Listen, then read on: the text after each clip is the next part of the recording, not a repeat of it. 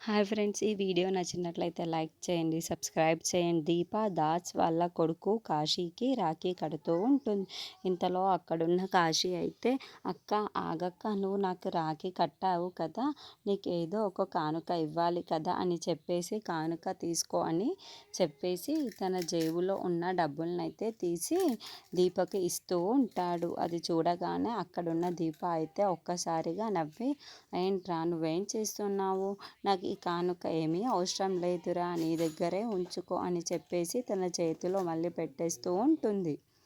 ఇంతలో అక్కడున్న దీప మాత్రం, నువ్వు నన్ను అక్కయ్య అన్నావు, నాకు అది చాలు, అంతకు మించి ఇంకేముంటుంది కానుక అని చెప్పేసి అంటూ ఉంటుంది. ఆ మాటలు వినగానే అక్కడున్న కాశీ అయితే ఒక్కసారిగా షాక్ అయిపోతూ ఉంటాడు.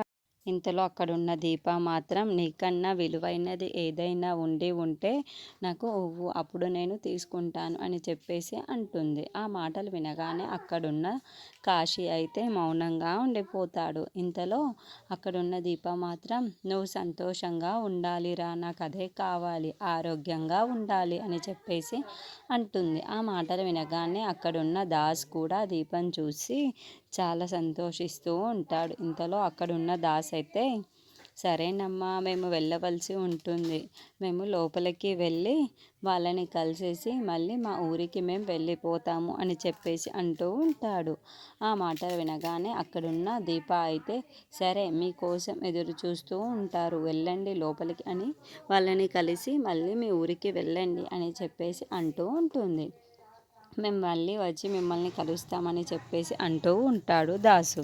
ఇంతలో అక్కడున్న దీప అయితే, మేము కూడా ఊరికి వెళ్ళాల్సి ఉంటుంది, అందుకే మళ్ళీ కలవకపోవచ్చేమో అని చెప్పేసి అంటూ ఉంటుంది. ఇంతలో సరేనమ్మా అని చెప్పి దాస్ కాశీ వాళ్ళు వెళ్ళిపోతూ ఉంటారు. అక్కడున్న దీప మాత్రం ఆలోచించుకుంటూ ఉంటుంది.